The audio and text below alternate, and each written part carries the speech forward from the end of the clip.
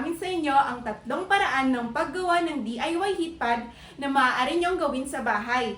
Ito ay nakakatulong upang maibsan ang mga pananakit sa katawan katulad ng dysmenorrhea. Para sa unang paraan, ang gagamitin natin ay bote at mainit na tubig. Ito ang mga materyales na kailangan. Bote, mainit na tubig na hindi kumukulo, at tuwalya. Una, pakuluin muna ang tubig gamit ang kalan at hayaang lumamig ng kaunti. Pangalawa, ilagay ang mainit na tubig sa bote at isara ng mahigpit. Pangatlo, balutin ng tuwalya para hindi mapasok.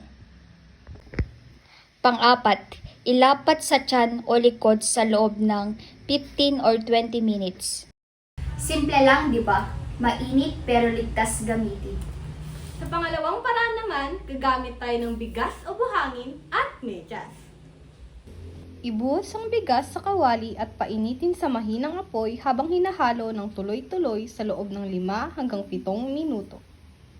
Kapag mainit na, maingat na ilipat sa medyas at itali ng mahigpit.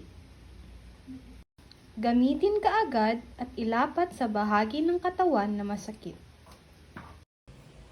Mag-ingat upang hindi mapasok para siguradong ginhawa at sakit ay lalayo. At sa huling paraan, ang gagamitin lang natin ay ang tuwalya at mainit na tubig. Una, ibabad ang tuwalya sa mainit na tubig. Pangalawa, pigain ang sobrang tubig para hindi tumulo. Pangatlo, para mas matagal ang init, balutin muna sa isa pang tuwalya bago gamitin. Pang-apat, ilapat ang mainit na tuwalya sa tiyan o likod. Ito ang pinakamadaling paraan kung gusto mo ng mabilis ang ginhawa. At yan po ang 3 paraan ng paggawa ng DIY heat pad gamit ang bote, bigas at tuwalya. Madali, mura at ligtas gawin sa bahay. Sana po ay nakatulong ito para maibsan ang inyong pananakit sa katawan. Maraming salamat po sa panonood at laging tandaan, ingatan ang kalusugan.